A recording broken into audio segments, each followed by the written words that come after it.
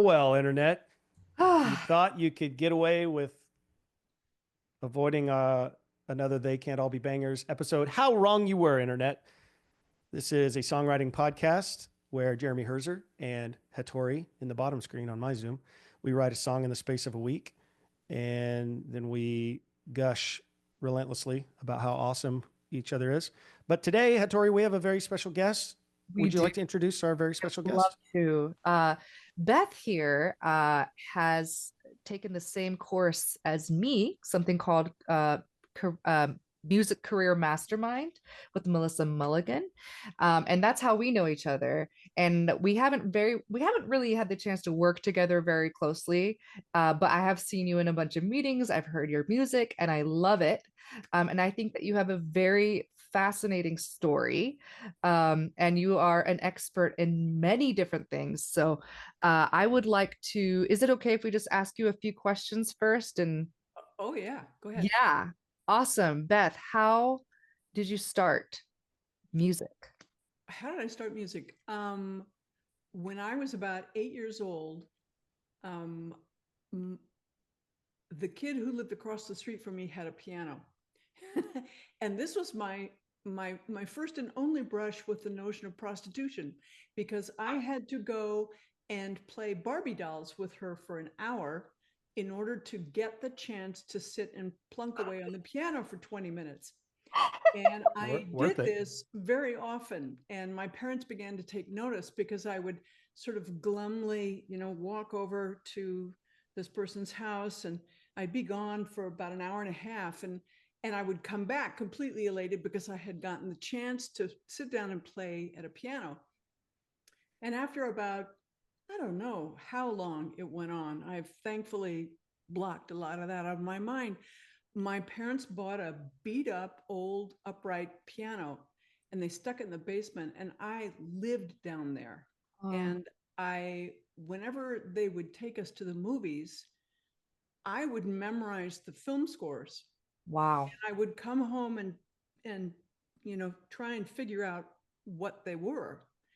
And they began to realize, oh, this kid really likes music. So I got my first piano teacher was absolutely horrible. In a year, I learned, the only thing I learned was Oh Susanna, which is a song I still cannot stand. And then after that, she switched me to this woman who had just moved into town, whose name was Malka Choset, and she was a concert pianist, and she was very good. Mm. And I had to go in and sort of do an audition with her to see if she would take me. And so the only things I knew how to play were things that I had remembered and knew how to play by ear. And so she listened and she said, well, that's very good. Yes, I'll take her, but we're not going to learn any music that way right now. You're going to learn to read. And I can say that I truly did not learn how to read. I mean, I can if I had a gun pointed at me, I could slowly, count, figure out, that's a C, that's a F, etc. But I cannot sight read, and I cannot sight sing. But she gave me a lot of grounding in classical music. I had another teacher after that, Pat Carter, who was also absolutely wonderful, another concert pianist. And I thought that was the direction I was going to go. But then at the age of about 13, I also started taking ballet classes, and I got really, really interested in that. So I sort of followed those twin things, and I got two scholarship opportunities at the age of 16, one for Wow. music and one for ballet. And I took the one for ballet because they I knew that what I was going to do as a pianist was I would be in a room by myself practicing for 6 to 7 hours a day, or I could be in a ballet class, you know, whooping it up with other dancers and dancing to music. Mhm. Right, So right. that's what I chose. That makes sense. Yeah. So anyway, that Wow. was Wow. a checkered beginning. Wow. So, my goodness, I think it's clear that you are innately an artistic person, Mhm. and that was very clear from early on. Do you either of your parents dance or play music? My dad was a pretty good piano player, Hmm. and he was musically inclined, but he was a scientist. Hmm. My mother was a homemaker, but had also worked in a lab a lot and worked with him a lot. My brother's a scientist. Everybody in my family's a scientist. I grew up in a town where everybody, and I mean everybody, was a scientist, a mathematician, a statistician, a chemist, a nuclear physicist. Everybody was in science. Wow. And so, but the interesting thing is that so many of those scientists, particularly biologists and mathematicians, were also musicians. Hmm. So we had a kick-ass orchestra in a tiny town of 30,000 people. Wow. So it was so interesting, this right brain, left brain thing going on with these people who were really accomplished musicians, but their day gig was science. That So is so fascinating. I saw a path, but I always sort of felt like I was not quite measuring up because I was not going into science. So I feel like this is a good segue into what you did end up doing for a long time. Can you speak a little bit about that? Oh, the 3D stuff? Yeah. Yeah. So my trajectory was classical ballet, then rock and roll, then building biotech instrumentation for a couple of years, which I had no business doing, but was doing. Naturally. And then um, at the ripe old age of 38, realizing that I had to retool because I didn't want to be playing in funky dive bars for drunk people anymore. And so I went back to school and I learned 3D. And I knew going into it that I did not want to go work for Pixar, Disney, or anybody like that. I wanted to work on science animations. And there wasn't anybody really doing that other than a couple of people in universities. And so when I went into school, it was a 2-year program in Art Institute, which doesn't exist anymore. Hmm. And they said, well, what do you want to do? And I said, I want to start a company and do 3D animations for science and technology. And they all went, ew, that's kind of boring. And I went, okay, you think it is. I don't. Yeah. And I had, before I went into that school, I'm a big sci-fi buff, and I read a book called The Postman by David Brin, which got made into a horrific movie. Yeah, it did. I was just thinking that. It was terrible. But the book was really, really good. Sorry. That, I guess my keyboard. That was Hatori's pacemaker. I'm just trying to add some sound effects. It's a musical pacemaker. Time to change the batteries. No, I read this book, which was, the synopsis of it is it's post-apocalyptic world. There's been a huge nuclear conflagration and society's completely collapsed. And this guy is wandering through the woods and he's cold and it's raining, and he comes upon a Jeep, a mail Jeep with a dead mailman in it. And he takes the mailman's jacket because he's cold. He walks into this one village and everybody says, oh, are you a postman? He goes, no, I'm not. Well, here's some letters, can you take it to the next village? He's like, lady, I'm not a postman. Okay, I'll do it. Throughout this whole thing, he goes from experience to experience, and he meets more and more and more people, and this begins to sort of snowball. And in the very end, he has a change of heart, and he helps reform the postal system, which gets civilization on its feet again. And the whole point of this was he was an unwilling agent of change who had a change of heart towards the very end. So he was thrust into a situation where he didn't know what he was doing. He didn't know the bigger picture. He was just trying to survive. And then over time, he realizes that he can be the tip of the spear to move things forward. Now, that's a very grandiose kind of thing. And I'm not saying that I'm that, but it lit my mind on fire because I realized that every single thing that we interact with that is made by humans started as one idea, one person's mind. Very few things are thought up from scratch by committee. They're usually thought up by one person, and then they share it and they share it and they share it. And so I thought, okay, I'm going to do that. When I get into school, I'm going to start talking to people about this company, Architect, that I'm going to build, that's going to do animations for science and technology. Wow. And everybody was like, oh, yeah. Okay, fine, Beth. Yeah, sounds great. Meanwhile, I'm going to Pixar. And at the end of 2 years, I had underclassmen coming up to me right before I was due to graduate saying, I heard about this company. It's called Architect and they're hiring. Do you know anything about them? And I thought, oh, holy shit.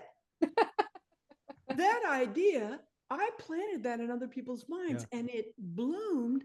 Wow. And it's a thing now. It's out there. It's out there in the world. Now I have to actually make it come true. I have to build it. I have to incorporate. I have to, actually build a company. And that, to me, that is the single greatest lesson I ever learned in my life, is that anybody can generate an idea. And if they're passionate about it enough, and it's the right timing in the world and society, because there's also luck involved. But if you have that kind of drive and that kind of passion and that real laser focused view of what you're going to do, it'll work. It'll work. And then it's there. And then you have the responsibility of this thing, this entity, which lives outside of you that you have birthed. Wow. And I still kind of get goosebumps thinking about it, because I think if every person knew that they had the capacity to do that, our world would be such a nicer place. Everybody needs to find the postman's jacket and put it on. Exactly. Wow. Yeah. That's incredible. Yeah, it's beautiful. And is that something that you're still doing, this business, or have you moved on from that? No, I'm still doing it because it's my livelihood. Great. That's incredible. How many years have you been doing that? 30. Wow. Well, I knew free podcast episodes wasn't your livelihood. So I picked up on that. You wish we could pay. Yeah. But, all right. Yeah. No, I'm enamored of science, and I love dealing with scientists because, there's a lot of ego in science, like everything else, but there is one aspect of science that is sorely lacking everywhere else. And that is, scientists look for the truth in something, and they have to say when they're wrong. And most of the time they're wrong. And that's very humbling to, put forward a theory and say, I think that this is true. And then you spend years working on it and you find out, whoops, it's not true. Wow. Yeah. That's pretty hard. Most people don't ever have to really go through that. Yeah.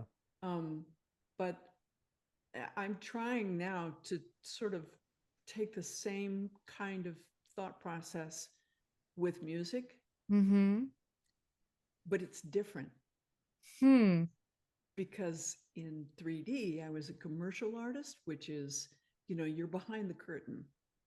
You're not just splattering your name all over the planet saying, oh, I did this. You typically, most of the stuff, nobody ever knows we did it. Yeah. But music is me. Yeah. Personal. That's very different. And when did you start creating your own music? Well, I started writing music back when I was 11, 12, 13, and I wrote a lot of instrumental stuff. I never wrote songs. They were instrumental things. And when I got into rock and roll, I started writing music, and that was around 24, 25. And I did that pretty consistently up until 38, when I dropped music completely, walked away from it because of a horrible marriage, Hmm. And went into 3D. I just thought I have to completely retool. And I didn't think about music for 25 years Wow. at all. I had all the equipment was stored in a back room, mothballed. Um, and my husband, who was also my business partner and my writing partner, who passed away last year, he also was a really, really good musician, but he was more of a visual guy. That was his sweet spot, was visuals. Hmm. But he was a really good musician. But so it wasn't difficult for him to walk away from music because the main thing for him was picture, was Yeah. visuals. But I can't even say I missed it. I just shelved that part of me. And then when in 2018 my mom passed away at the ripe old age of 96. Wow. And Yeah. I went back to be with my dad for about 6 weeks. And I got there and I had to sleep on the floor because they were living in a small place. And I woke up out of a dead sleep, hearing my mom say to me, which I still don't have any real explanation for it. She said, "That which you love the most, go do now." And I thought, what the fuck does that mean? And I sort of thought about it for a day or so, and then I thought, she means music. Hmm. And I went out and I bought a little MP3 player and I loaded it up with 200 songs, and I almost made myself deaf for the next 6 weeks listening to music nonstop. And I got back here and I said to Doug, I said, "We're getting back into music." And he said, "What?" And I went, "Yeah, we're pulling all that stuff out. We're going to set it Wow. up again. We're going to start doing this." Wow. That's how I got back into it. That's incredible. Yeah, it's amazing. It's a circuitous route, let me tell you. I was talking with somebody today earlier this morning, and he just made a passing comment to me. I can't remember what we were talking about, but he said, "You never know," and it struck me in that moment.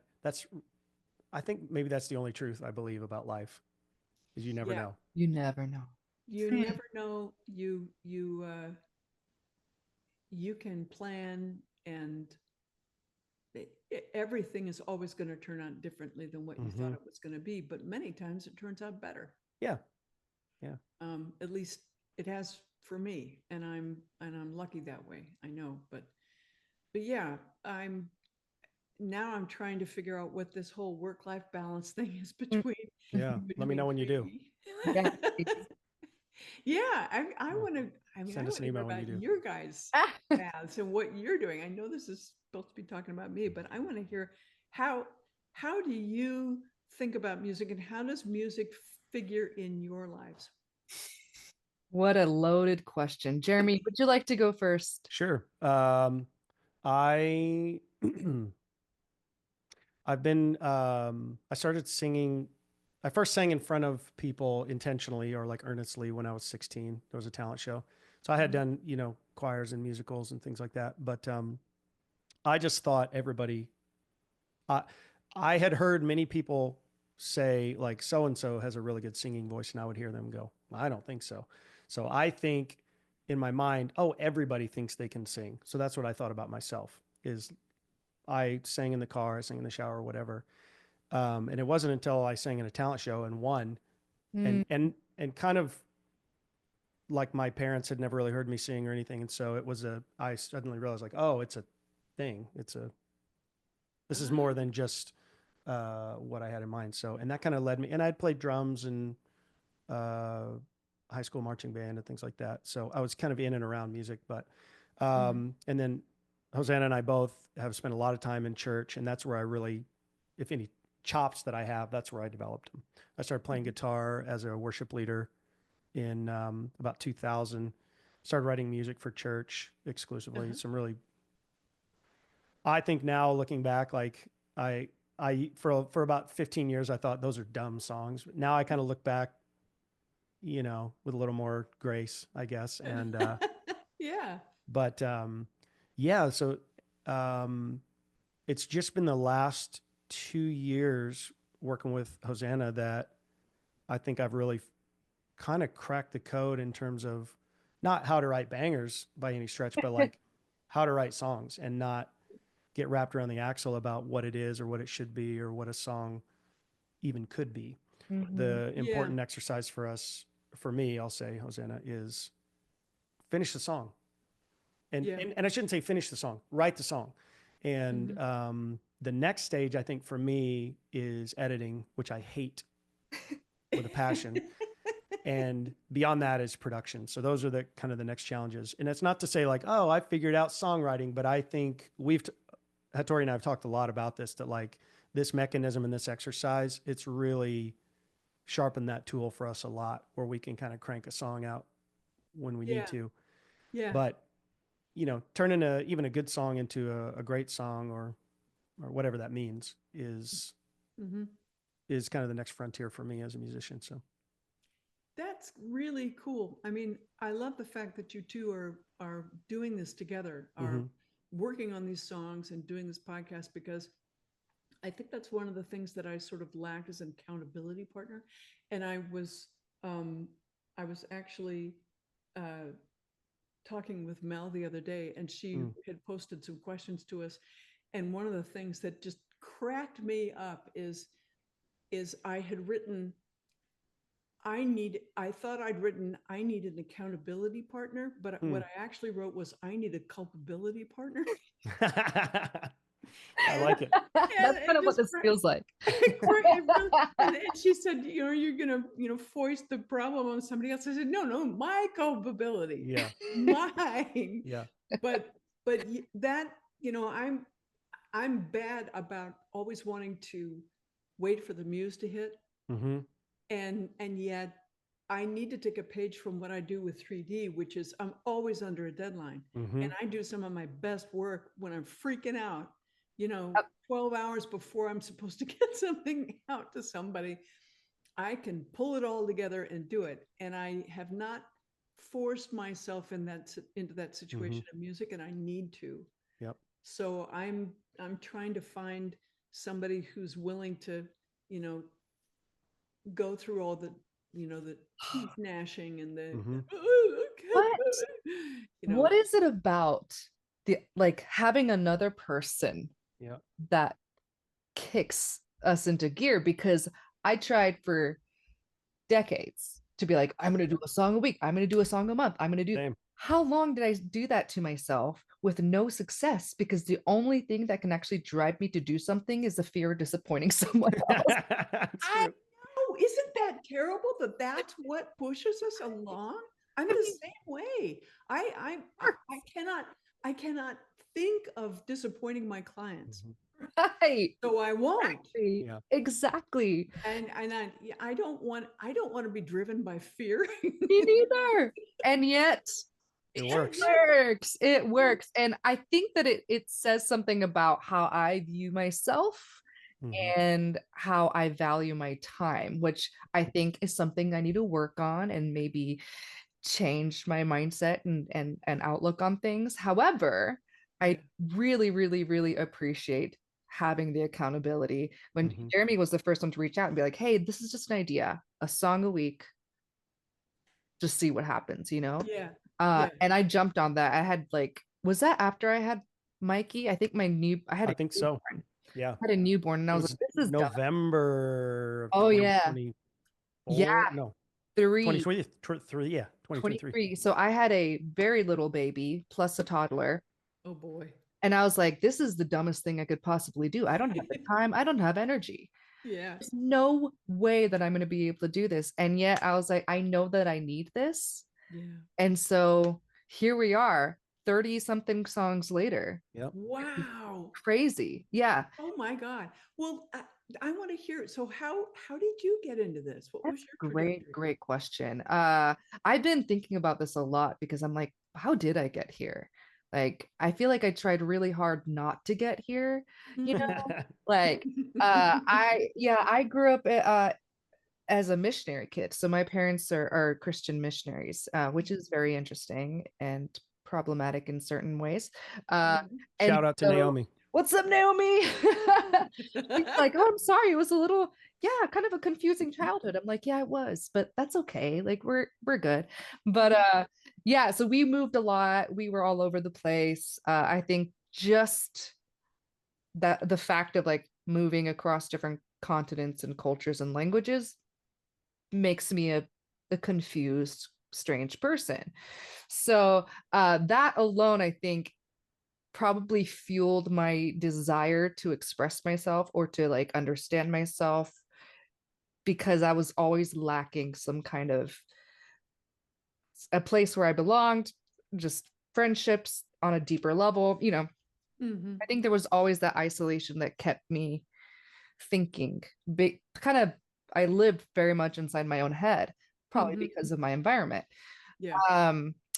But then again, there's church, which I would say the biggest benefit to that was that they will platform basically anybody who wants to do music.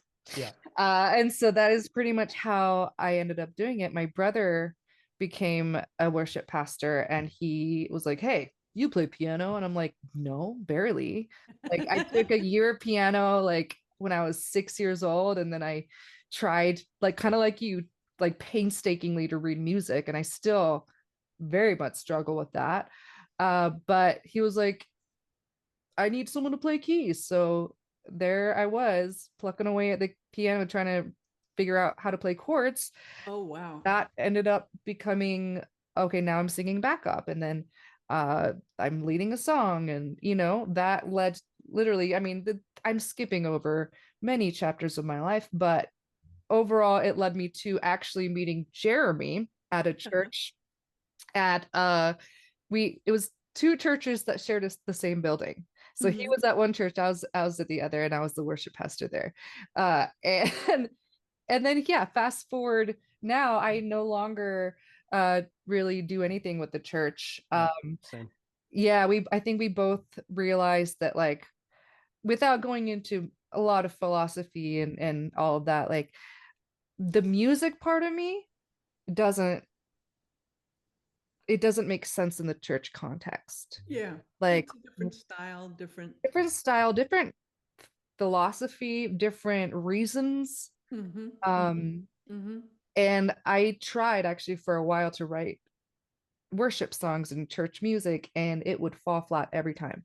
But when I wrote my own stuff, totally different experience. And so once I started that, I was like, I was hooked, and I couldn't stop. Yeah. Eventually got married, had kids. For the first time in our lives, we were not living paycheck to paycheck. And so I actually got some time to invest in music. And that's when I found Music Career Mastermind with Melissa Mulligan on an Instagram ad. And I was like, why not? And here we are. Here we are. Yeah. Here we are. And I, I think that sometimes there is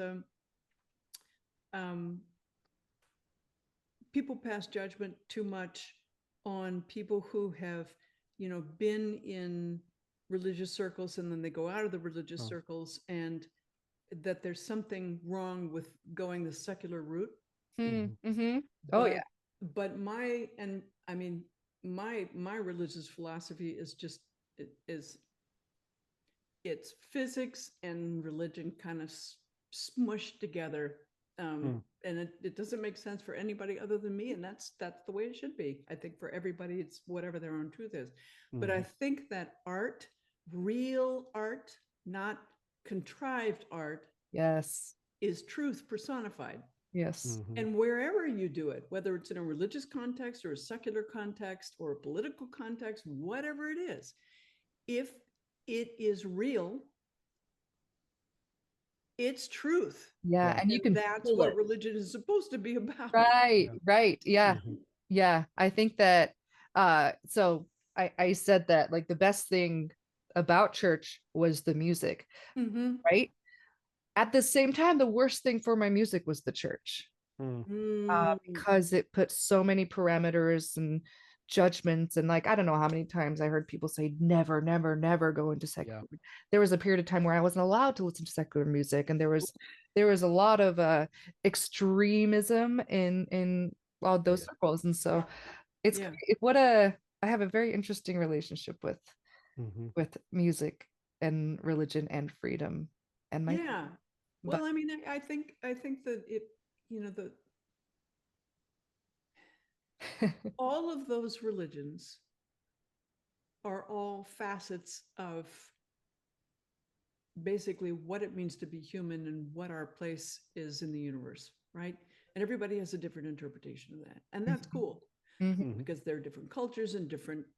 It's people are different. I mean, they've got different cultures, but I think that to me it's remarkable because I see this all the time. Music is the thing that can transcend any of that. Yes. Absolutely. And it's one of the few things that can transcend differences, major differences between people. Yep. And it's like that and food. It's that and food and sleep. It's so incredibly important, and it's integral to who we are. And people who live without music, I think, my God, you're not getting your, you're not getting your psychological vitamins. You're not getting what you need in order to thrive because you've cut yourself off from this conduit of beauty and truth and reality and goodness and all the good and the bad and the ugly, everything that is real life. You cut yourself off from that. I worry about people like that. Yeah, it's a very good way to put it. Psychological vitamins. I'm gonna have to keep that. That's really good. That's a band name. That's a band name right there. Isn't it? Ooh, I like that. Yeah. That's really good. I did want to just share one more detail. Hosanna's very gracious in saying I reached out. I got the idea from the Weekly Song podcast, which is two British guys, Roger Heathers and Declan Kitchener. And they have been doing this for years, and they've written a gazillion songs, and they're really good musicians. And Roger, if you find him on Instagram, there's always some video of him, playing guitar on the bus or in the bathtub or, while he's mowing the lawn or whatever. The guy is always working on phenomenal his craft. I sent you one today, Hosanna. I don't know if you saw it. No, I haven't seen it yet. He's recording it, and he has 3 different goblets with different amounts of water, and he's going ding, ding, and he's playing this melody. And I texted him, I was like, "You're an animal." And he goes, "Man, it took me forever to get it tuned." Right? Yeah. That's what, He's so cool. Yeah. So anyways, kudos to those guys. They're the OGs, and I've learned a lot from listening to them. So that's cool. All right. Yeah. Jeremy, would you like to, let's move into the next section here. Who would like to play their song first? Oh, we're doing that? If you would like to. You are not required to. We're not going to force this upon you. Yeah, we're not going to. You have to listen to ours. I mean, I'm happy to do it. I'm just, somebody else better go first because okay. Hatori, Hatori, how about we'll go 1, 2, 3 and then throw. Okay. And the winner goes second. That's great. Sorry. The loser goes first, then Beth, and then the winner will go third. That's great. I love that. 1, 2, 3, throw. Okay. 1, 2, 3. Throw. All right, you win. So I'll go first. For anybody who's ever wondered about starting a podcast, Hosanna and I can do it. It's so easy. So you guys can do it. Aren't you supposed to say, "Oh, it's extremely difficult"? It takes many years. Well, it's extremely difficult for normal people, but me and Jeremy, on the other hand, we are exceptional. So it was just so easy. We have to relearn Zoom every week. I'm checking buttons to make sure I share sound. All right. So Beth, what we do is it's up to whoever to tell a little bit about the song. There's no big surprise or anything. But so this song, I've called it Running Scared. I started on this. I had kind of the framework of a guitar a set of guitar chords for the verse early on this week. And then I just kind of noodled around with some concepts and it all came together today. So I wrote 90% of these lyrics today. Wow. That came in like maybe 45 minutes. Yeah, I started tracking some electric guitar and looking for some gospel organ samples. And because Hosanna and I passionately love procrastination, I left myself no time for those kind of details. So let's see if you can hear this.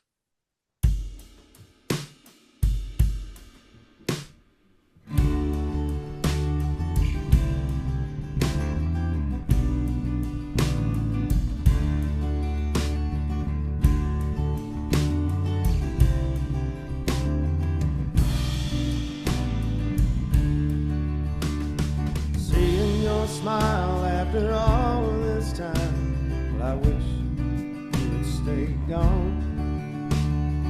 Just when I thought I was happy without you, I thought I had moved on.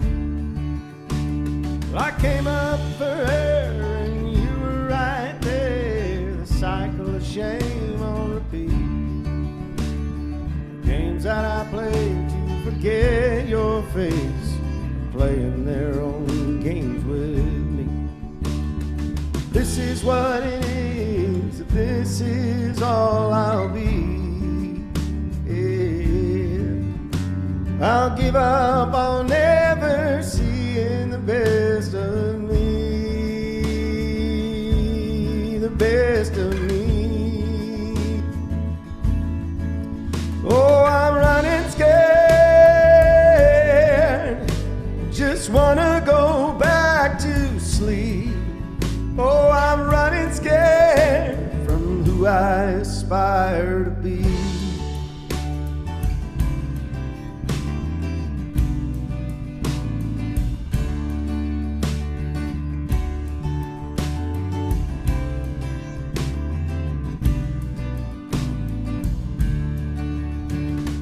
Can't tell the truth, pull on my boots, face this loneliness. Welcoming in my excuses as friends is what helped me get into this mess. You're first on my thoughts, and though I have fought, there's never a moment of peace. It's looking like I'm staring hope in the eye as it drifts off away from me. Oh, I'm running scared, just wanna go back to sleep. Oh, I'm running scared from who I aspire to be. Yeah, you're always there, escape just out of reach. Oh, I'm running scared from who I aspire to be. Oh,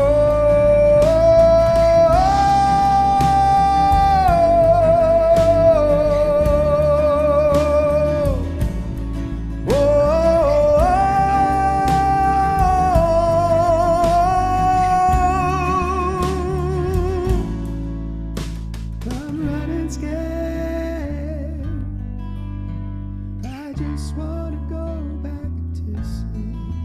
Oh, I'm running scared from who I aspire to be.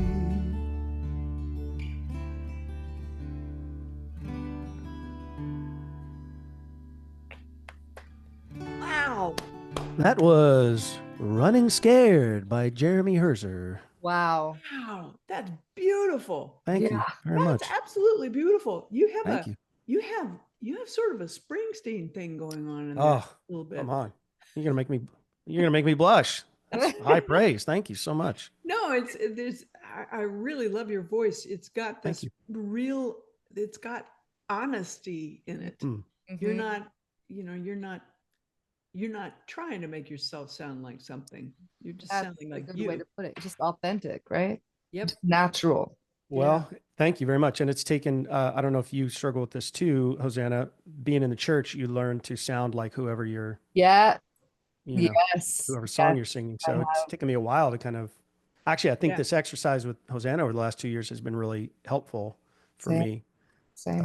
in kind Yeah. of learning to give that up. So, I get that. Yeah, I played in top 40 bands for years, and Oh. we're having to mimic yeah. God knows how many people, Yeah. and It it took messes me you a up. long time to find me. Yeah. Yeah. I'm still finding me. Same. There's a song sure. title right there. I gotta write this down. These are good. Jeremy, this is That's beautiful. just disgustingly good again. Always, always. I love the concept. I love the lyrics. I love the melodies. Yeah, especially when you when you go up, I think, chorus two, you just once you're full power, Yeah. immediately I got chills, which is Yeah. most of your songs, seriously. Just I feel like you accomplished what you set out to accomplish. Hmm. I don't know if that makes any sense. Do you No. have any comments or insights into the writing process of this song?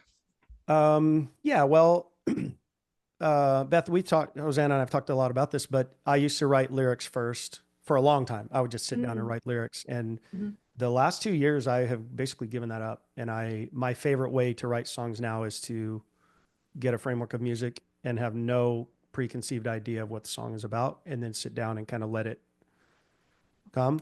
And I have gotten a lot better at not judging that process. I'm probably more judgmental of the music but more particular about the music, I should say, than I am about the lyrics these days, because I find that there are things in here, there are songs that I've written that years ago, they mean something very different to me now when I sing them. Wow. Yeah. Yeah. And so I've kind of just allowed myself to say, just let this come out. And over a couple of years, there might be things I go, oh, I don't believe that anymore. And I'll, get the white out. But yeah, generally I only had the first verse, kind of that concept. And it started out, I was kind of writing this song about, it seems that I am on a perpetual cycle of just being sad every so many months. So it's kind of a reflection on that of just like, this coming back to me is like, I don't like it. I like being happy, and I like, I'm here on my property, and I like hearing the birds sing, and I like feeling good about life. And, but it's just kind of a feature, I guess, of me. And then as I started to really interrogate that and dig into it a little bit, it kind of took the direction it did. But musically, I know I've used this chord progression before, and I think there's some melodic pieces that I've lifted from other songs I've written, but the chorus was, I don't know if you two are familiar with Duncan Sheik. No. He was big in the 90s. He was a heartthrob acoustic singer songwriter. Actually, he's written some amazing music, but he had two just absolute bangers in the 90s called She Runs Away, and then Barely Breathing was the other one. And I was kind of messing around, and I accidentally found a cool guitar chord progression I liked, and it reminded me a little bit of Duncan Sheik. So I wanted it. And that's the direction.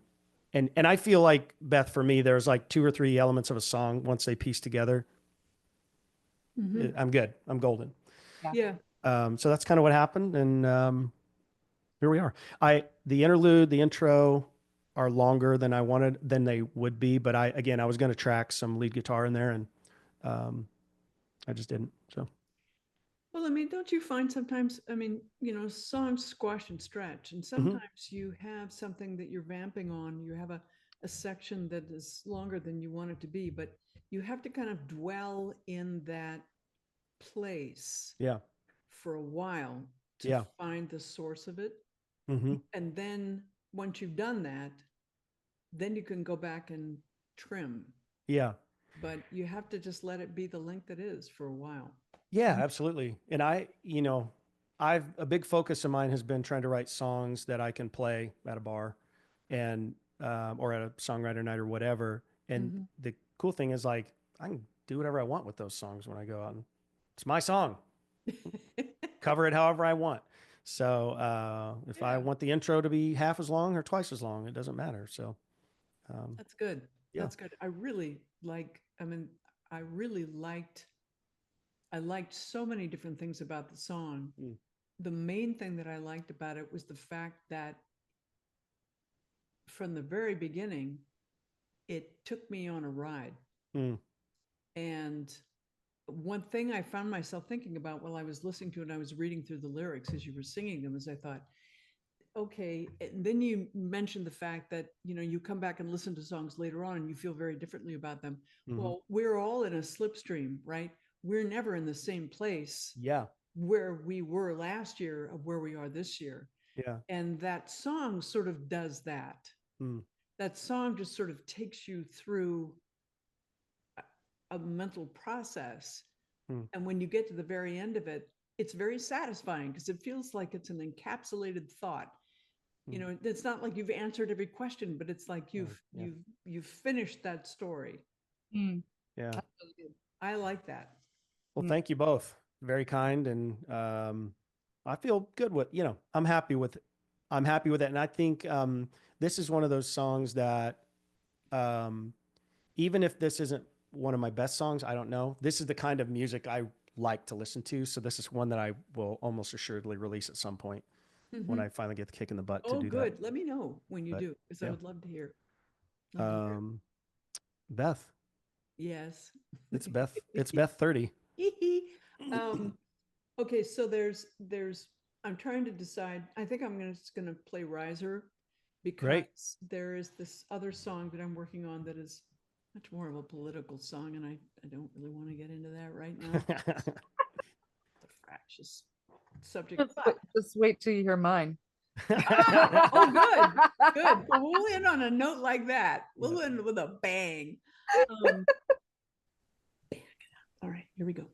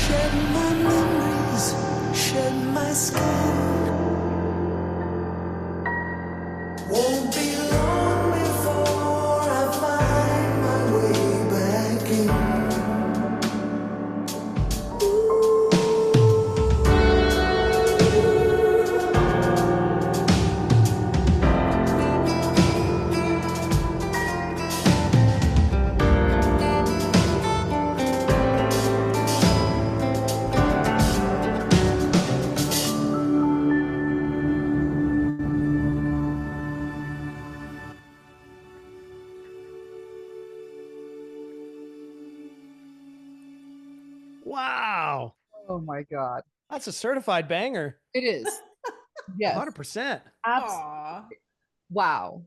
aw. What a ride. That's dope. That was, what's the word? Cinematic. Yeah. Yes. Just phenomenal. For real.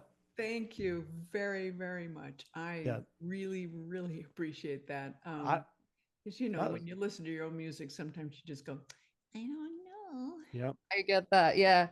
But Mike, okay, well, tell us about how this came to be. Is this a released song?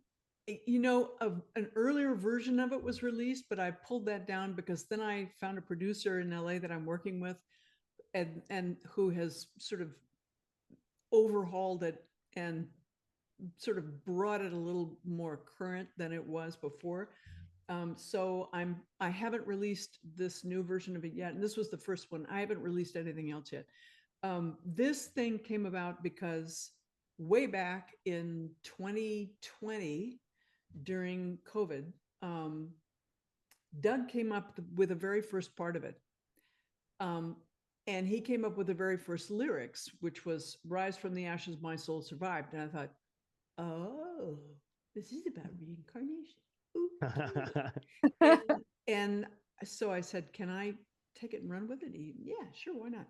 So it's the longest song that I've ever worked on in terms of the amount of time it took to realize itself. And it didn't help that we had 2 years of sort of being sequestered, and it had 73 tracks, which was just insane, absolutely insane. And to compound the insanity, I am not a mixing engineer. I have learned enough to be able to do passable demos, but I mixed that thing 99 times trying to figure out how to mix. Yeah. And, you know, I should have started with something with, you know, a bass, 10 tracks. Yeah. one kit, you know, a guitar, Yeah. keyboards. But no, I had to start on that thing. And so it grew over time. It morphed. You know, things got switched around. Lyrics got rewritten. It got overhauled so many times that by the time I finally, you know, conceded defeat and said, I can't realize this thing the way I want, the way I hear it in my head. I can't do it. And started to look for an engineer, found an engineer, ended up going through 4 engineers trying to get it to where I wanted to go. And each time was a little bit higher, a little bit higher, a little bit higher. Finally found this guy that now I feel like, okay, this is as good as I'm ever going to get this thing, short of spending 20 grand on one song. Right. This is as good as I'm going to get. But it was such an interesting exercise because we let the song be whatever it wanted to be. And I'd never written like that for a song. I'd written instrumental stuff that just sort of, you know, is not an ABACA format. It just kind of goes wherever it goes. But this thing grew organically like an individual. And I have no idea how to categorize it, where it would fit. I think it is much more cinematically bound because I like the idea of writing music because I have imagery in my head when I'm writing the music. So it's sort of built to be cinematic. It's built to be with picture. And I'm not sure I could write songs that are, and I don't mean this, you know, the way I'm saying it, just songs. I don't know if I can write a song that can just live on its own as a song without being paired with visuals. That's so interesting. Yeah. Because I think that's a huge strength. And I feel like when I'm writing, I do imagine some sort of landscape, a backdrop of some kind. Yeah. That gives it a certain tone. Yeah. But yours is it's so epic. Like it's so multidimensional. Yeah. It's like it's just like the highs and the lows of it are so extreme in like the coolest way. I love it. Thank you. And your voice is so, yeah. It's just like, Come on. what's the word? I mean, it's Badass. badass. Absolutely. Super It's good. so powerful and so emotive, and the tone and the texture, the delivery was just stunning. So I'm just blown away by this. This is incredible. And I can totally see it on a movie, a TV show, game, a video game, maybe. Well, ironically, I was thinking there's a bunch of animated stuff that I've watched that this would Yes. absolutely crush. So like The Witcher, there's some of the animated Witcher. And actually, I know when you say anime, people have a thing in their mind. Yeah. Hatori's been assaulted with that at every open mic, but there is some really good anime that is serious and intense and earnest. And like, I just think Thank you. I mean, I didn't think through that until after, because I was just enjoying listening to this song. Like, it's badass. It gave me Evanescence kind of vibes. And I think your voice is so cool. good. It's like, it's punchy, and it's everything about it is solid and clean. I love how you mess around with the melody in spots. They're just, I tell Hosanna this every week. Like, I'm a sucker for like when a melody goes a direction and you think you know where it's going to go, and then it's like, whoa, it's a it's a half step lower than I thought. That's awesome. So and you did that without it being gimmicky. Like, it really serves the song really well. So this kept my interest all the way through. It's awesome. Thank you. Yeah. Well, I'm a big fan of dissonance. I mean, I love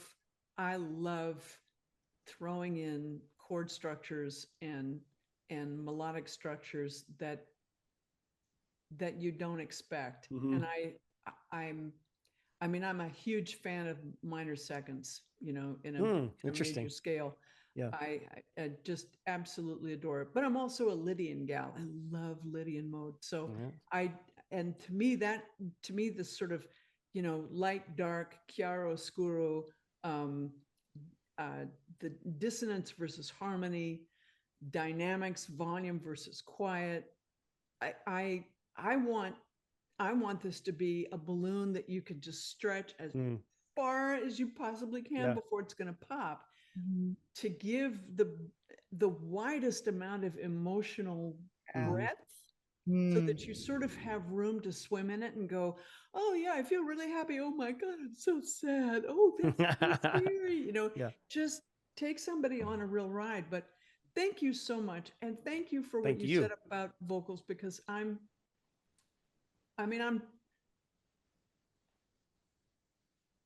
think everybody feels this way, but I'm not saying anything new, but I'm still in a state of becoming, and I feel like I'm nowhere near where I should be in terms of vocally. So I feel very strong in my ability to write a song. I do not feel very strong in my ability to sing that song. And I get myself in real trouble with some of these songs, because I'll craft a melody that I have a really hard time singing. And I've been told, well, just change the melody. I go, the melody doesn't want to be changed. Get out of here with that. Get out of here with that noise. Yeah, I just have to learn how to sing it at all. Well, when I heard, like, I mean, literally just the first line of your vocals, I was like, this is a person who knows who they are. I agree. Right? It sounds so self-assured, so authentic to me. Yeah. And so it's so funny, because I think all artists think like, oh, well, you know, to me, you can see all the possibilities and ideas right in your own head. Nobody else sees that. Yeah. Hears it. And so I'm surprised, genuinely surprised to hear you say that, because it sounds so full and thank you, solid and self-assured is what came across to me from the jump. Thank you. Well, because I mean, I need to do a bunch of work on myself, but one of the things that I think makes me feel that way is the fact that I walked away from music for 25 years, was not singing. Wow. And so I came back after all of that, and I had a different voice from what I had back then. It was not the same voice. Wow. And I had to figure out how to work with it, how to use it, and also literally how to find me, because I had been a chameleon. Yeah. All those years, you were forced to do that. And I did a bunch of original stuff, but I was being a chameleon doing the original stuff. Mm-hmm. And it was quite scary to go through this process with different teachers and with Mel and with a couple other people that I've worked with, to strip away all the artifice and to say, no, that's good enough. That's fine. What you've got, work with that. What is it? I don't even know. I may listen to it and I think, I don't know. It's not like I don't know myself, but it's that this instrument that we all have is so profoundly integral to who we are as a person that every time that I sing, it's a scary ass thing because I'm opening myself up, completely in singing, not trying to sound like somebody else. Yeah. And I mean, it's the joy of that, and it's the just really scary part of it. Anyway, sorry. Amazing. I agree. Yeah. Two incredible. 2 TCAB thumbs, four thumbs up. I can't, Beth, I hope someday I get to see this with the chunky high-heeled Doc Marten boots and leather pants and like purple hair and whatever, with the foot up on the wedge monitors and just I believe. Yeah, I'd have to figure out how to actually play it live, because that would be a hell of a lot of tracking. you get a band. You get a band. Call them do it. I need to get the money first, then I can get a band. But I would very much like to figure out how to do this. Did you neither of you ever met this woman that I met through another course, because I'm a course junkie, her name is Dylan, but she goes by the name Mad Gallica. Look her up. Okay. She is kick-ass. She's a keyboard player and a singer. She worked with Ghost for 5 years as one of the keyboard players. And Mad Gallica, she does the most outrageously cinematic, symphonic, rock opera type stuff that you have ever heard in your life. Oh, there she is on Instagram. And I'm going to go and hear her play her first ever live gig with this new band that she's got in Raleigh, North Carolina on June 19th. She's getting a follow from me.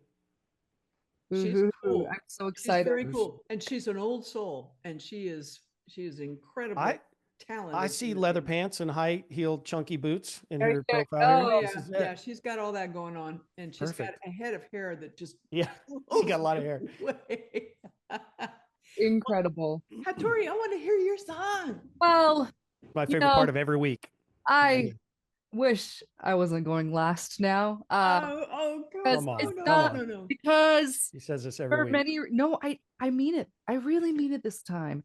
No, this is not a finished song by any means. So I started this at like 11 this noon. Let's be real. I got a new computer.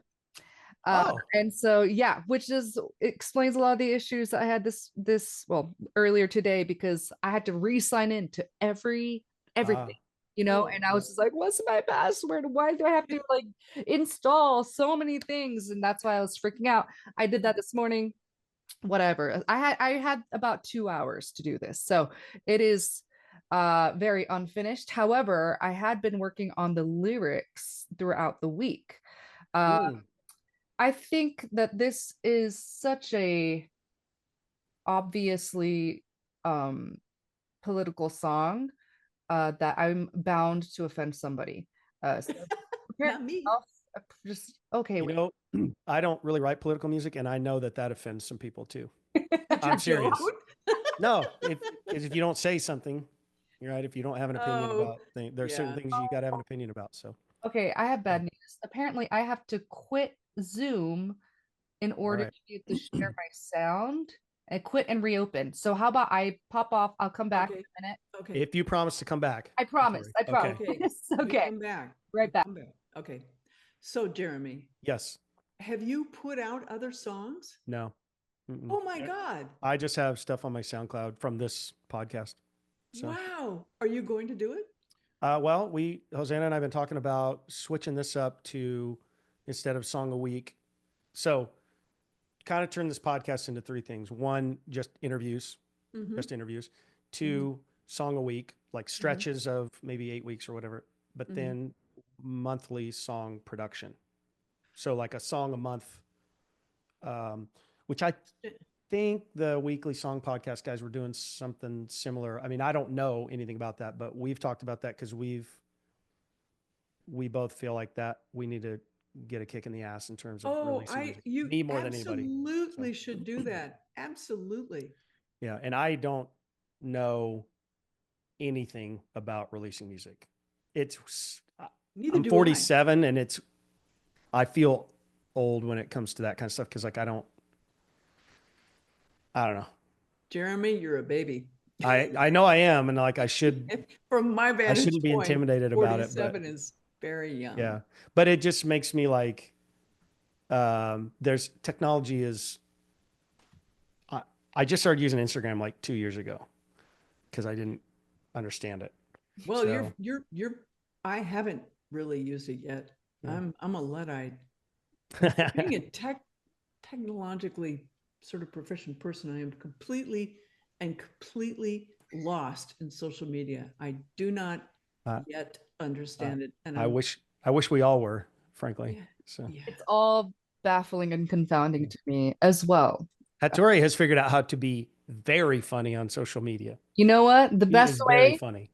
just completely forget about any consequences of actions. Just say what you want. You know, Abandon the Wow. concept of dignity. abandon your conscience Yeah. and your dignity. That's it. That's my advice. Wow. All right.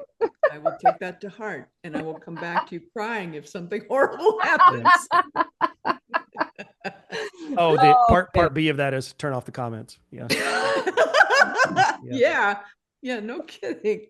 All right. So- Hatori. All right, let's just get down. Yeah. Let's do this. Okay, now there's I had to make very quick decisions here. So I'm just gonna play this until the end of the second verse, I believe, is how far I got.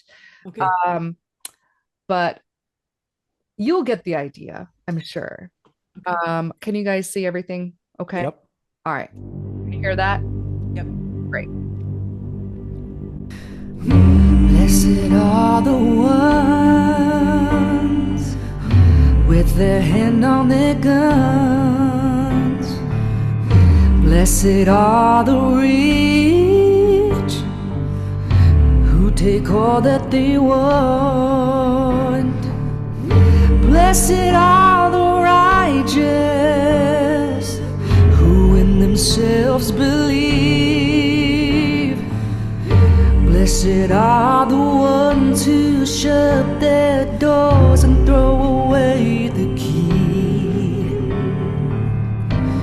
It's written on their foreheads, bright red like the blood of the Lamb. It's branded on their hearts, the name of a man of their own design. It's a sign of the times they're singing songs in the church. It's a sign of the times they're digging graves in the dirt. It's a sign of the times they're putting on their brown shirts and looking for a brown skin sacrifice. Now they say Jesus bled red, Jesus bruised blue, Jesus died for the right to deny you. Whitewashed tombstones, anoint with snake oil. Jesus came with the loaded rifle. Faith without deeds is red. Blessed are the self-made who don't need no help. Blessed are the strong whose arms can hold you down. Blessed are the bold who tells them just what they think. Yeah. Blessed are the ones who walk on the backs of all the least of these.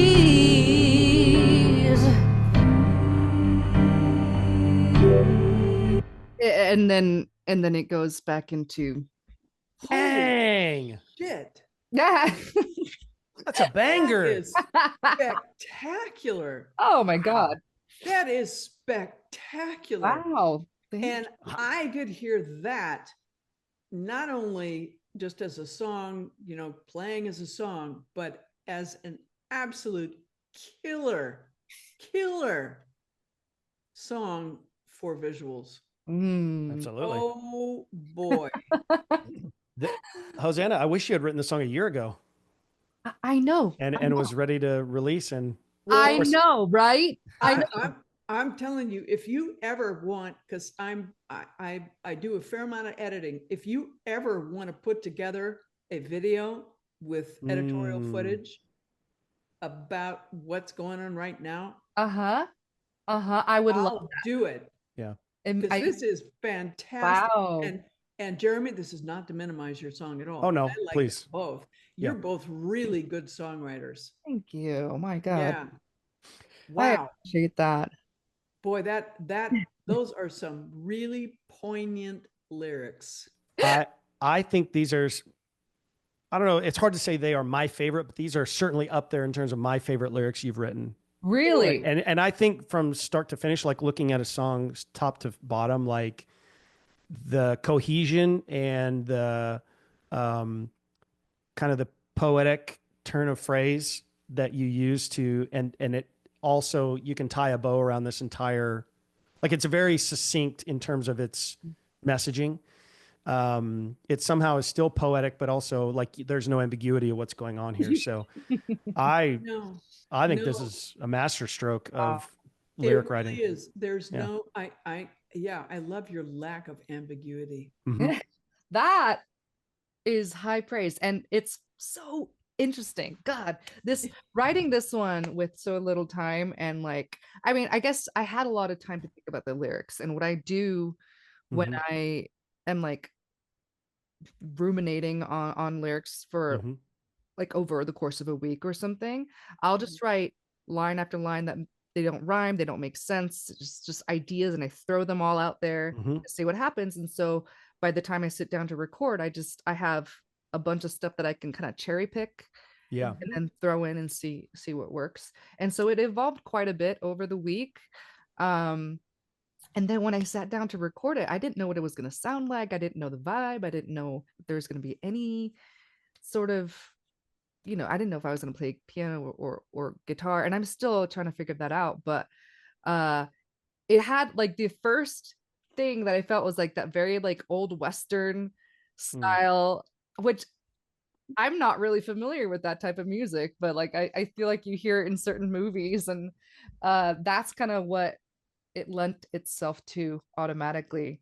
And yeah, I think I came into this very, what's the word? I was trying to make a point, and I wasn't gonna shy away from it. You know, that was very much decided before this. Yeah. I appreciate that you both feel like there's no ambiguity here, because that is what I was hoping. Yeah. But you never know. You never know.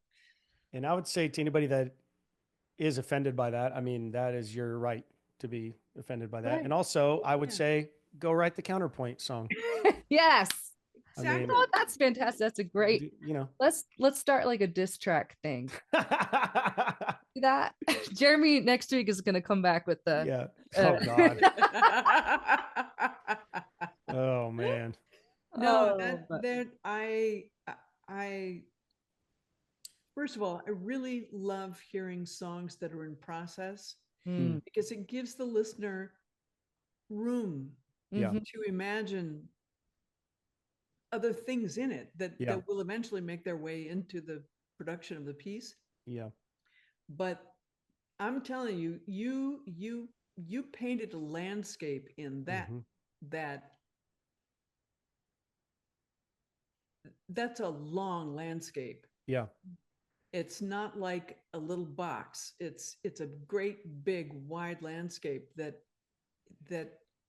I mean, its interpretation can go all sorts of ways depending on who Yeah. it is that's listening to it, but it's that song is a fixed point seen from a distance. Interesting. Oh, wow. That song is rooted in itself. You know what I mean? That song, I mean, there's songs that you can take and kind of, you know, move them over here, or you move them over there. And it isn't just style and tone. It's just there's songs that are chameleons. Yes. Yeah. The This one song is about not a chameleon. Yeah. And I cannot wait. I mean, for both of those songs, I cannot wait to hear when you get into the production phase what you do with that, because shoot, it's I mean, it's circulating around in my head right now. So, you know, Wow. you guys, you are doing a bang up job.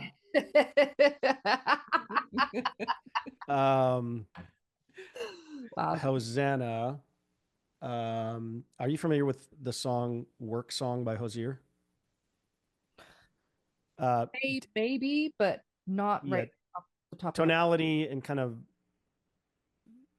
I mean, that's not. So the song we just heard from you, I would classify as maybe intense. Yeah. Oh yeah. Thematically, and this is not that, but there were some elements in there that I think you might I need to listen to that. you might enjoy in And now terms that of you say Hosier, yeah. that makes me think of Take Me to Church, which Yes, I it's also in the same zip code. totally exactly, which I think banger of a song. Yeah. So that's awesome. Love, love, love, love the lyrics. I really do. I think this struck me as a song that would be relevant. Timeless is a hard word. That's like Nat King Cole is timeless, right? But almost timeless in the sense of like you could move that along a timeline and it is a really compelling truth to somebody or some people. Or does that make sense? Like, so you've done a really good job of like, I agree with what Beth said. Like right now I'm fully present in the news and the headlines, listening to that song and reading the lyrics. But I actually think the same thing would have been true if I was listening to that song 10 years ago. Yeah. So, or 50 years or ago. 50 years ago. So you've done a really good job of, that's a intimidating needle to think about threading. So yeah, it is. that's off to you, my friend. It is. It's both, because we're looking at it through the lens of who we are and where we are right now. It's very topical, but it's also Very not human. topical. Yeah. And I can't actually think of an awful lot of songs that can fit both in both buckets. Wow. Yeah, go ahead. I'm sorry, Beth. No. That's what I was going to say. I live outside of Portland, and I go to a bunch of open mics over there, and I hear a lot of protest songs. And I am in and around folk music, which there's kind of a long storied tradition of protest music and folk music. Yeah. And not always, and I don't mean to generalize here, but like there's a lot of protest songs I hear of like, yeah, we're going to take on the whole thing, the whole deal. So the song is kind of about everything that's wrong. Yeah. Yeah. And, you know, I'm always like, I mean, I agree with you on this, but like, I don't know about that. Like, that's maybe you're overstating that. But this piece over here, like, yeah, but then this other piece. And I love the fact that this is a thing that is kind of a pointed accusation is the wrong word, but it's kind of a poke in the chest that forces you to take inventory of what you think about that idea. Wow. To me, that's what I took away from it. So yeah. I think that people with a church background will take good huge offense at this, I think. Or they'll be like, yeah, no, this makes sense. But I think the religious aspect of it, I have a lot to pull from. you Mhm. know, in my own personal life that Yeah. is now reflected in what is happening in this country. So yeah, it was also a great exploration of my own feelings and beliefs about many things, I Yeah. guess. But I appreciate your kind words. I And appreciate you dropping a banger on us today. Yeah, boy, I think the people who might take offense at this is extrapolating, but I think they're going to take the offense at it because they're going to say on the surface that, oh, no, no, no, no. But deep down, they know that you're right. Hmm. ooh, And they don't like the fact that this is forcing them to confront that. Hmm. And those are, those songs that sort of, it's the slow knife that penetrates, right? yeah. I really do think that songs like that kind of get at you sideways, Mm-hmm.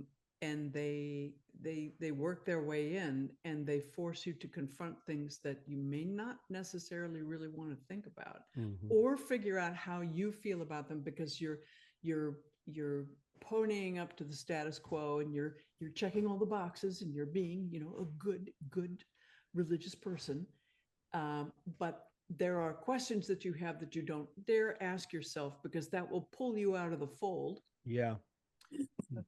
And when you're forced to confront them, because I think music does that admirably, music will get under the skin of somebody where anything else may not, just Yeah. ping off the surface, but music will penetrate, Yeah. and then they're forced to confront that. And then you'll get all manner of, really angry reactions, because you're making them confront the truth. Yeah. I heard the quote from John Foreman, the lead singer of Switchfoot, but the quote is from C.S. Lewis, and he was talking about fiction.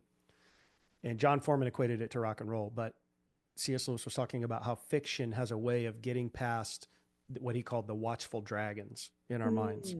And it's kind of those gargoyles on the wall that are there to keep, unpleasant ideas out, Yep. or unsanctioned ideas Yeah. out. And music and rock and roll and fiction and art, I think art broadly is like a pretty brilliant mechanism to get past Wow. Oh yeah. those ideas in our mind. I mean, I think most people live their lives as water skimmers. Mm-hmm. They're not deep divers. Yeah. They don't want to be deep divers. I wish They I could was. be. Wish I was a water skimmer. I would love to be. I would I'm love tired to of. just sail along and go la la la, life I is want to enjoy NCIS Alabama or whatever that show is. Wouldn't that be nice? That's probably just half of our listening audience. Just like, that's it, Hosanna. You're not going to talk bad about Mark Harmon on here. Oh my Is that god. Mark Harmon? I think it is. Yeah. I just took your word for it.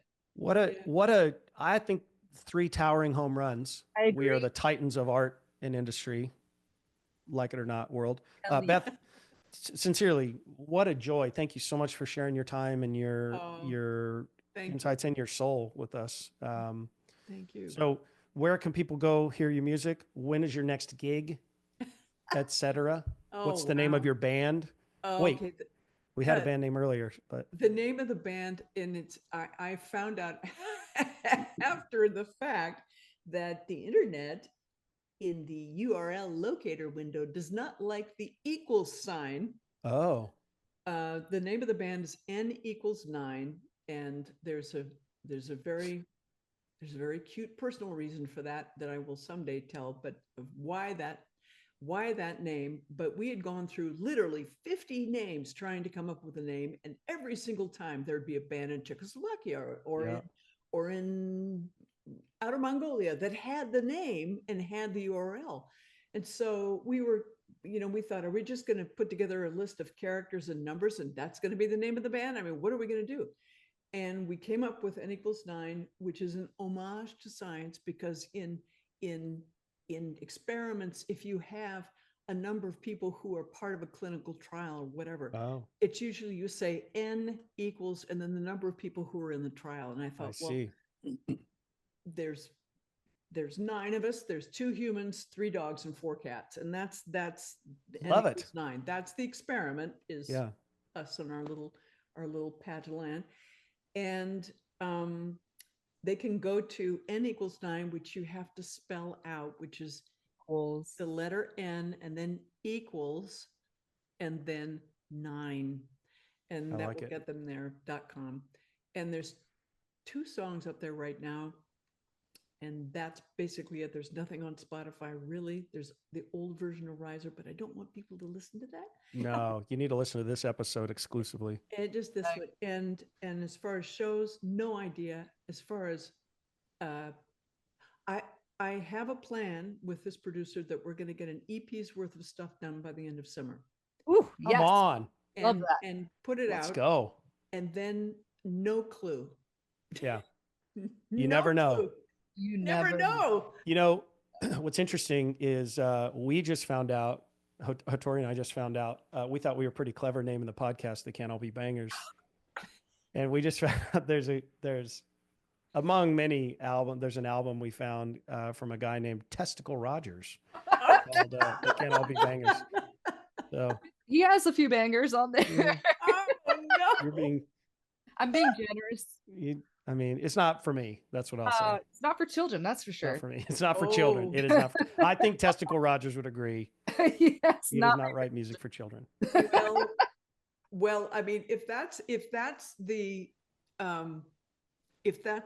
sort of the comparison, isn't that wonderful? Because it's such a wide Yeah. gulf between what you're doing and what he's doing, You are correct. Yeah. that there's no way anybody's going to confuse you as that. Is a very good point. That's true. You know? They do. That we need to really check ourselves. Yeah. Yeah. I know. And God, I hope I don't have to change the name. I mean, I've secured. I went through and actually did the I did the trademarking. I did all of that. So hopefully I'll be able to hold on to it. But if not, I'm just going to come up with something completely nonsensical and Well, just not care. I'll tell you in the lore of They Can't All Be Bangers, n=9 belongs to you. That's and no right. one else. Thank you.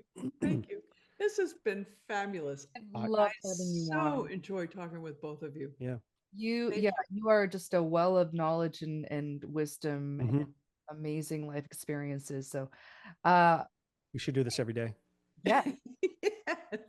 yeah. What a pleasure, what an honor to have you on here. So Thank you very for much. sharing your music with us and everything. And we will see you guys next time. Next time. Next time.